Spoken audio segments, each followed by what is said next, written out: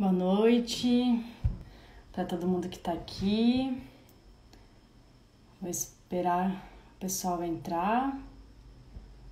Deixa eu convidar aqui a Adri.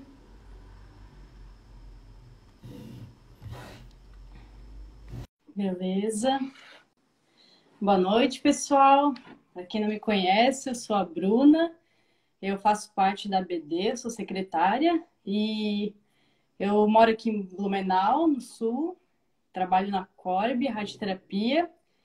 E eu trabalho aqui na Corb faz 14 anos. Bastante tempo que eu estou na radioterapia já. Boa noite, Ana. Boa noite. Tudo bem? Boa noite, pessoal. Tudo bom? Tudo Estão certo? conseguindo me ver? Não está muito escuro? Ah, tá tudo Vamos ótimo. lá. E eu estava só contando pro pessoal um pouquinho sobre mim. O pessoal, acho que a maioria não conhece, nunca viu meu rosto, né? Eu falei que eu já trabalho há 14 anos na radioterapia, bastante tempo. Mas desses 14, 12 foi como técnica. Exercendo a profissão como dosimetrista foram apenas 2 anos. Então é um tempo relativamente pequeno perto da experiência que você tem, né, Adri? Para isso que a gente está aqui junto hoje, para mostrar esse contraste, né? Aqui entrou Uhum. recentemente e aqui sabe tudo sobre dosimetrista no Brasil e que fez muita história aí até hoje. Tô aprendendo ainda. Então, Ada, eu queria saber um pouco assim sobre a tua carreira. Todo mundo sabe mais ou menos, né, onde você trabalha, o que você tem feito, mas eu queria saber um pouco do começo, né? Como é que foi? Como é que você entrou na radioterapia? Um pouco da tua história? Por que você escolheu ser dosimetrista e como é que isso foi acontecendo, né? Então, minha história é bem inusitada. Na verdade, eu posso dizer que não foi eu que escolhi a radioterapia que me escolheu, né? Legal. E especificamente a dosimetria clínica. Quando eu fui fazer faculdade, eu queria alguma coisa que lidasse com pessoas, né? O meu sonho era trabalhar com pessoas. Eu achava que existia, como se fosse uma missão, uma coisa que eu gostaria de, uma contribuição que eu gostaria de dar. E na época que eu fui fazer faculdade, não tinha muitas informações, né? Tinha alguns testes vocacionais, tudo, mas você não sabia muito sobre os cursos. Hoje eu acho que está muito mais difundido isso quando você escolhe uma profissão. E aí eu escolhi biologia, né? Biologia. Biologia, porque eu achava que tinha mais a ver. E aí eu fiz 2 anos de biologia, Uhum. repeti no último ano, porque eu não aguentava a botânica, tinha umas matérias que eu odiava.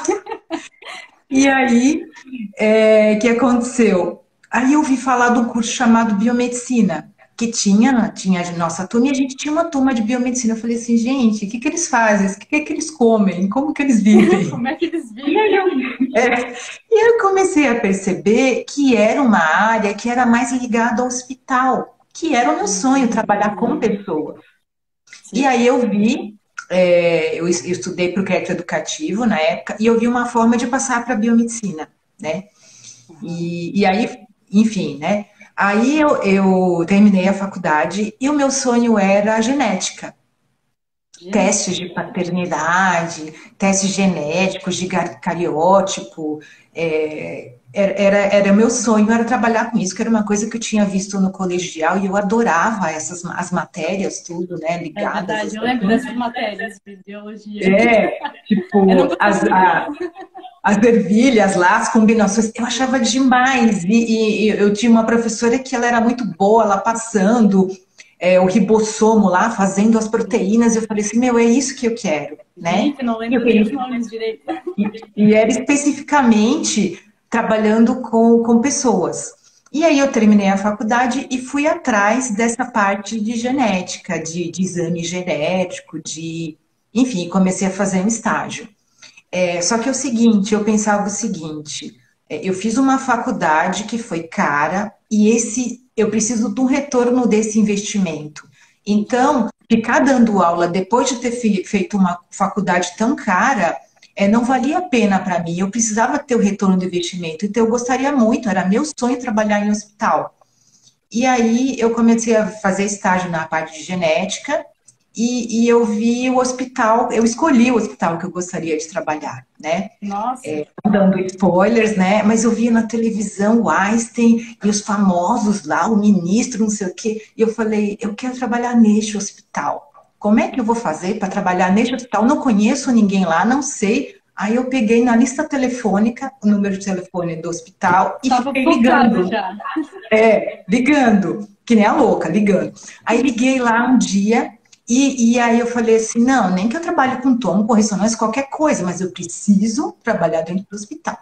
E nesse dia que eu liguei, eu contei minha vida pro moço que me atendeu, né, que me transferiram para tomografia, eu contei minha vida, tudo, ele ficou sensibilizado e ele falou assim, eu falei, Aí eu falei assim, olha, eu terminei a faculdade, não sei o quê, como é que eu faço? E aí ele virou e falou assim, olha, para tomo e ressonância, você não consegue estágio, você já se formou, mas tem um setor que você consegue estágio, se chama radioterapia, eu vou te transferir para lá. Nossa, porque Aí na ele tua me transferiu. formação não tinha estágio dentro de um setor de imagem. Se Não, formava, daí tinha que procurar. até tinha medicina nuclear, tomografia, ressonância. Eu fiz o meu último ano em reprodução humana, Ah, né? porque você Ah, tá. Daí você tinha que escolher um e um. Eu fiz a monografia, o TCC, tudo em reprodução humana. Só que era muito interessante, só que era muito laboratório. Eu queria uma coisa que eu visse, então era muito microscópico aquilo, né? Ah, E era muito fechado, então eu não consegui emprego nessa área. Então eu falei, meu, não quero dar aula, eu quero ir para o hospital, qualquer coisa, e fui atrás. Aí o rapaz me passou, né, voltando, eu contando minha vida, né?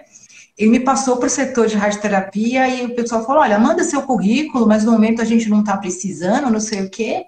Enfim, aí eu mandei. Aí, alguns meses depois, minha mãe até comentou comigo: liga de novo, às vezes precisa. Aí eu liguei. Quando eu liguei, justamente o Einstein estava passando por uma situação que eles estavam.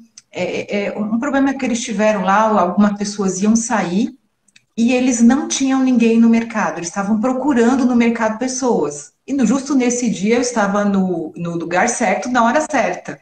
aham. Aí eu liguei, aí a moça falou assim, mas eu não estou achando seu currículo. Claro, meu currículo tinha jogado fora, sei lá, eu perco meu currículo. Você poderia, por favor, mandar de novo? Posso. Aí eu mandei, fui lá visitar, né?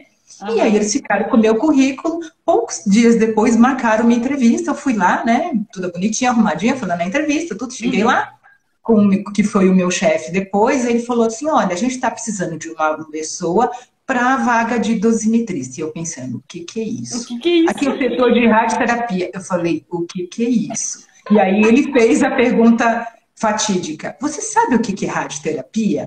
E aí? Eu, vocês injetam radiofármaco e, tipo, né, faz tratamento de... Não, eu É sei que eu pro... dei 5 ou 10 respostas erradas. E Nossa. aí, no final, eu virei para ele e falei assim: desculpa, eu não sei o que é radioterapia. Aí ele me respondeu. Nisso entrou uma física, né? O meu chefe era físico, né? Entrou uma física, ele falou assim: você vai fazer os cálculos junto com os físicos, não sei o quê. E eu falei: meu Deus, onde eu estou amarrando meu burro, né? Enfim. Meu Deus. Aí, né, eu falei, tá. Aí ele falou assim pra mim: olha, é um estágio de trainee de 3 meses. Logo depois desse estágio, pode ser que você seja contratado ou não. Eu falei: não tem problema, o nome de vocês vai estar no meu currículo, tá ótimo.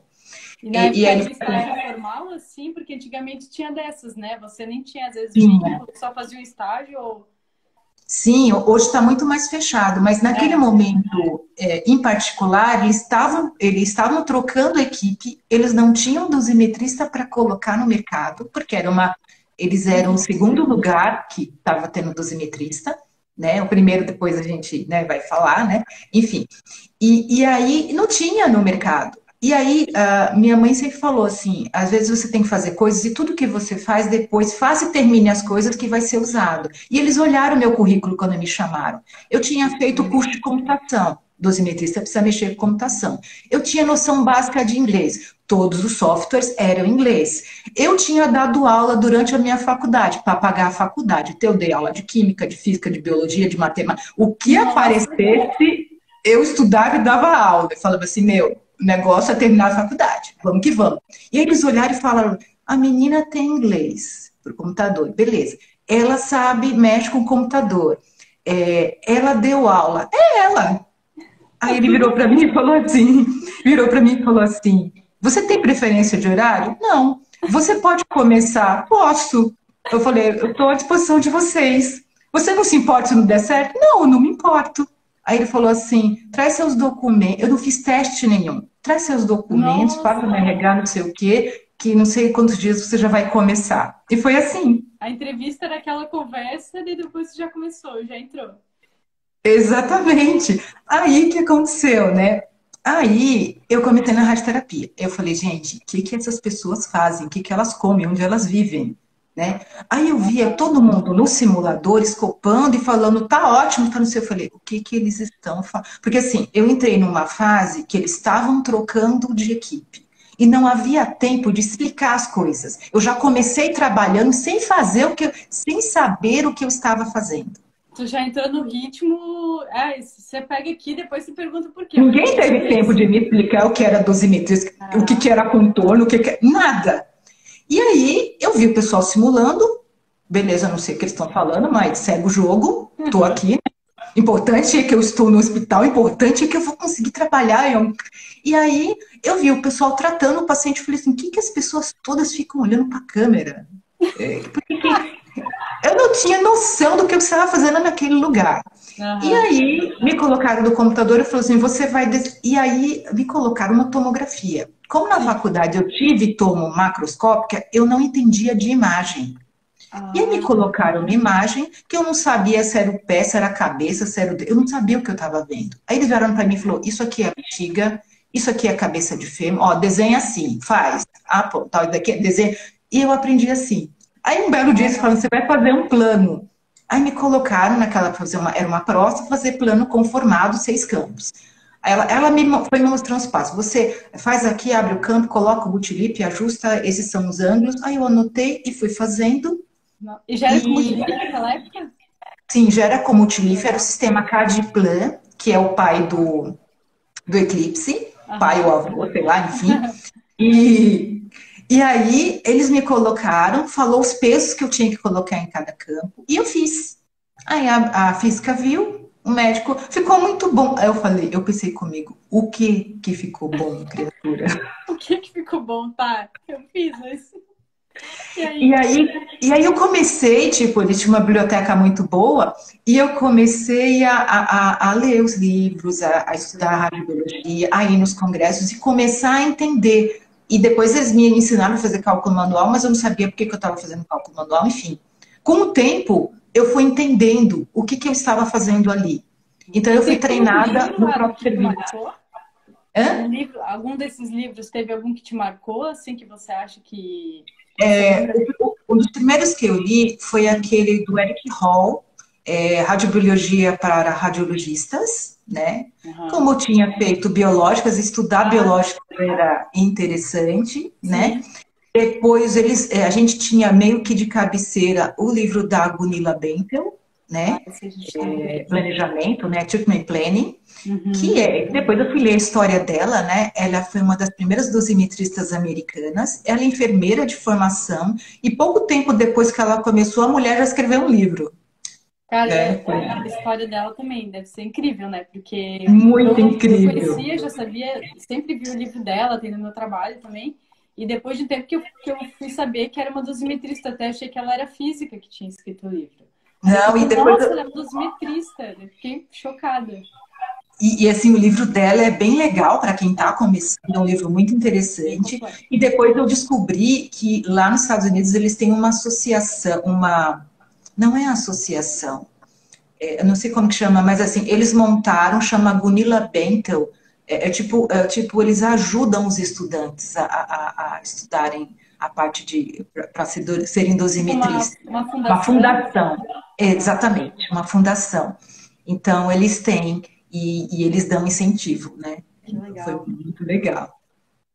E aí eu fui passando, né? Só continuando. Então, eu comecei. Quando eu comecei, o universo era o que era de mais tecnológico. Eu já vou entregar a idade, né? Eu comecei em 1998, abril de 1998. E aí eu comecei a acompanhar simulações e a fazer contorno. Também eu sofri muito na simulação, porque me jogaram, né? Não era no mesmo andar, né? E as pessoas não tinham tempo, elas estavam correndo, eram muitos pacientes. E aí, ó, você vai fazer isso, o meu chefe me ensinou dois casos, como é que fazia. E aí eu fui lá no terceiro e, tipo, não conseguia colocar o paciente na posição. E eu demorei. E não era no mesmo andar. E o pessoal da tomografia já estava querendo me matar. Enfim, Nossa. foram coisas... Eu fui aprendendo fazendo, né? Uhum. E aí o que aconteceu? O que foi legal de lá? Eu fui vendo todas as tecnologias, né? A gente fazia... O 3D era a tecnologia mais moderna. Casos como mama, como meta, como crânio, você fazia em 2D. E alguns você tirava o contorno, né? Eu queria morrer de tirar contorno manual de cabeça e pescoço, que você tirava em 3 níveis. Eu gostava de mama, que você tirava o contorno e deslocava o isocentro, eu achava muito legal. Eu gostava de neuroeixo, né? Neuroeixo 2D, que eu achava muito legal. Me sentia assim, com o poder na mão, né? Decidindo tudo, as angulações do neuroeixo. Então, esse era o universo, né? Tipo, tinha alguns casos conformados que eles colocavam compensador ou alguma coisa para bloquear a dose na medula. Eles colocavam, era tipo chumbo, acho que era um pouco de chumbo para diminuir a dose. Nossa. Tinha casos assim, por exemplo, a radiocirurgia, que a gente vê a fracionada hoje, que era aquela máscara que o paciente pode mexer 2 milímetros. Na época que eu peguei, era feito uma máscara de gesso no paciente. De Então, gesso? você moldava o rosto do paciente do gesso, fazia aberturas laterais e coloca um fecho, e essa abertura lateral era com uma maquininha que fazia um barulhinho, zzz, e Nossa. na orelha do paciente, aí abria aquilo ali, aí colocava um tipo de uns parafusos, sei lá, para fechar, e um cordão para o paciente segurar. Se ele passasse mal, ele puxava aquilo. E era esse gesso na cabeça do paciente, e a radiocirurgia fracionada era feita com campos conformados e muitos campos não coplanares, e tudo com bloco. Imagina o tempo que não demorava para fazer, então. Exatamente. E radiocirurgia dose única era com aquele anel era o frameless, né? Mas só que era com frame, né? Só que era um frame muito pesado, né? Enfim, né? Isso não mudou muito, né? Com frame eu cheguei a pegar, agora a gente usa máscara, né? Mas Sim. eu lembro do paciente ficar um tempão assim, com frame na cabeça e a gente tinha tomografia num lugar, ressonância no outro, o paciente sendo deslocado.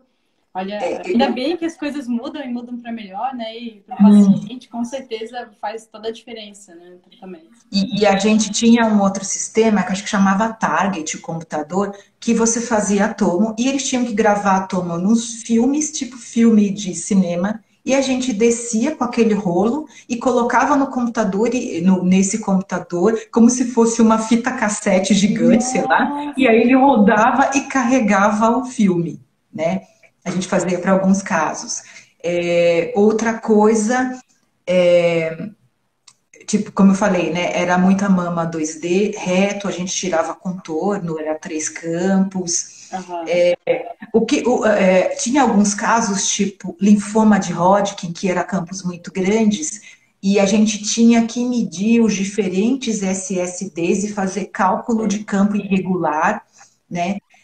Tinha aqueles casos de colo de útero, de canal anal, que você tinha que dar dose no linfonodo que estava na superfície e dose profunda no alvo. Então, tinha aquele bloco de transmissão que tinha elétrons junto. E eu acho, assim, o que a gente começou a ver com essa transição, chegou um momento depois que tudo começou a ser feito tomografia. A gente começou a ter uma tomo dedicada e fazia para tudo. E o que aconteceu em muitos dos casos, em Hodgkin, mama, que eram casos feitos com 2D, os médicos começaram a ver coisas que eles não viam, Que não viam. né? Uhum. Eles começaram a mama que você fazia com 2 campos tangentes, só no raio central, com filtrinho de 15, ficava lindo. Eles falam assim, peraí, né? Esquenta em cima, esquenta embaixo, não é homogêneo. Uhum. Então, assim, tem duas vertentes, né? Eu acho que assim, cada vez mais que você vai tendo conhecimento, você tem mais trabalho, né? Se imaginava que, tipo, as máquinas vão dominar o mundo e a gente não vai ter tanto trabalho com todos os computadores. Acho que muito pelo contrário. O que a gente percebe hoje é que a gente tem muitas perguntas. Não, e se respira, e se move, e o 4D, e não sei o quê. Então, a gente está tendo muito mais ferramentas e muito mais trabalho que antigamente não tinha, Olha que é né? verdade, a complexidade aumentou muito. Antigamente, um tratamento 2D que você ia planejar em 15 minutos, hoje em dia, um tratamento MRT ou um VMET, alguma coisa assim, tem toda uma complexidade por trás, uma preocupação bem maior, desde a simulação até o dia da primeira. Por exemplo, neuroeixo, né? Neuroeixo era uma simulação que você demorava 1 a 2 horas na simulação. Lá, por exemplo, a gente fazia um gesso no paciente na cabeça até a metade do tórax, ele ficava em ventral e fazia uma máscara por trás. Aí, no dia da simulação, você definia o gap da coluna, fazia os raios-x da coluna, fazia o crânio, definia ângulo de colimador e mesa do crânio, e beleza, né? Você demorava 1 a 2 horas, mas ele saía do simulador, pronto, era só fazer o cálculo manual, calcular, colocar lá os movimentos do gap e pronto, o paciente ia tratar. Hoje dá muito mais trabalho. Assim, você diminui o tempo de simulação, entre aspas, né? E aumentou o tempo de planejamento. Isso que você acabou de falar, né? Porque assim, hoje no neuroeixo você tem que desenhar todas as estruturas naquela região que vai tratar. Então você perde um tempão fazendo contorno, se é VMET, que a maioria hoje mudou para dorsal e faz VMET em alguns lugares, e aí você tem o controle de qualidade, fazer aquele ficar homogêneo e tudo, né? Então dá muito mais trabalho hoje. Vou dar um outro exemplo, né, antes da gente mudar de assunto, sobre TBI, né? TBI eu também sempre aprendi TBI 2D, né, que tinha aquela distância, já tinha aqueles valores pré-definidos, porque eu já tinha feito uma dosimetria prévia. Hoje o TBI, por exemplo, onde eu trabalho, o TBI a gente faz atomo de corpo inteiro, né? Se o paciente é um pouquinho mais alto, assim, mais que 1,50 m, 1,55 m, você tem que fazer um atomo de cabeça para o ventre, depois vira e pés para o ventre. Então, você já perde já dá trabalho no começo, porque você tem que fazer os acessórios para imobilizar a parte de baixo e a parte de cima, que é a máscara. E aí você faz um atomo de cabeça para o ventre, depois inverte o paciente, e aí tem que desenhar as estruturas e fazer todos os cálculos, tudo. Então, assim, dá muito mais trabalho do que um TBI que era antes, né? Na verdade, o paciente, ele sente menos, né? Ele tem menos tempo na máquina, que isso é bom para o paciente, e a equipe toda por trás, que ela precisa de mais tempo para deixar tudo pronto, né? Sim, sim. Apesar que, assim, por exemplo, a gente faz TBI com tomoterapia, né? A gente demora 1 hora, 1 hora e meia, né? 1 hora e meia, mais ou menos, 1 hora e meia, 2 horas para fazer o paciente, porque ele vai tratando por slice, né? Ele trata por corte e tem que fazer uma tomo em cada das posições, uma tomografia para ele liberar a dose. Mas eu acho que antes era um pouco mais, né? Um pouco mais que isso, talvez.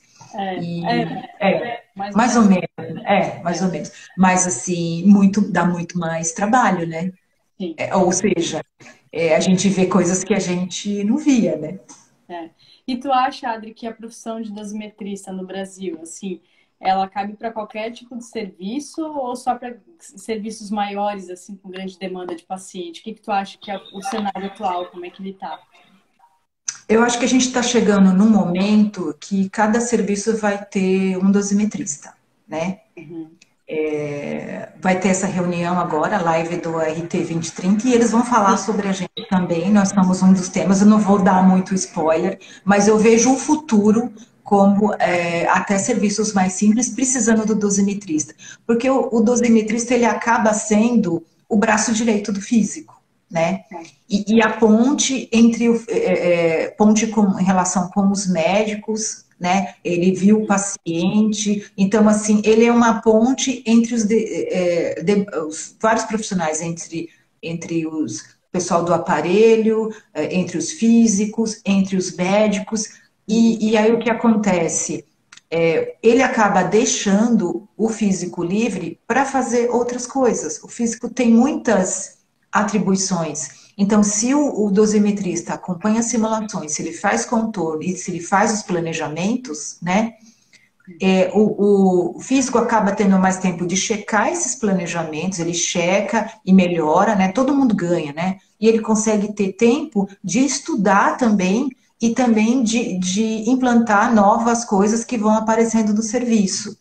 Então, isso é uma coisa, de certa forma, beneficia ambos os lados, né? Tanto o dosimetrista, como tem essa oportunidade de participar, de aprender, de essa profissão entrando, como um físico também, que ele pode também fazer outras coisas que cabem também mais ao físico. Implementar, né, novas tecnologias, ele tem mais tempo para estudar, para implementar também, né? Sim. O médico também, né, tem a ganhar, né? Com delineamento, tudo, ele tem mais tempo Sim. até de dar atenção para o paciente, coisa que às vezes ele ia fazer uma consulta ali um pouco mais rápida, no tempo que ele ia precisar. Assim, ele consegue ter mais tempo também para o paciente. Eu concordo contigo, Drica, eu acho que também a tendência é ter cada vez mais dosimetristas, todo centro, pelo menos, tem um dosimetrista, né? Porque a gente tem trabalho, né? Tem. E cada vez mais, assim, eu vejo como tendo mais trabalho, mais dosimetristas no mercado. Aliás, assim, a gente viu muito isso quando a associação foi fundada, né?